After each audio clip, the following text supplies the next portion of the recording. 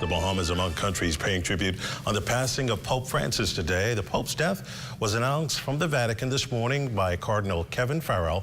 He said Pope Francis died at 7:35 local time in Rome, which is 1:35 a.m. Eastern Standard Time. Until a new pope is chosen, Farrell will act as a head of the Vatican. Pope Francis suffered from ill health in recent times, but just yesterday on Easter Sunday, he gave the traditional Easter blessing at St. Peter's Basilica in Rome.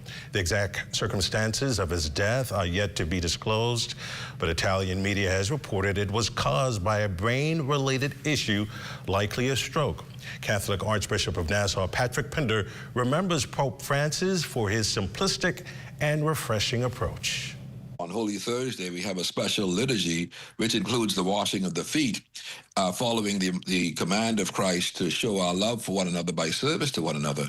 And one of the things he did was he never, ever celebrated that liturgy in the splendor of a basilica, but he always did it at some place where those who wouldn't be able to have had access to that liturgy to be present, places like detention centers and prisons and so forth. And in fact, one of his last visits really was to Regina Coeli prison in Rome itself. So he had a tremendous love and compassion for those on the margins of society. Well, the Catholic Archbishop says we as Bahamians should also never forget the way Pope Francis came to our aid following one of the country's worst disasters.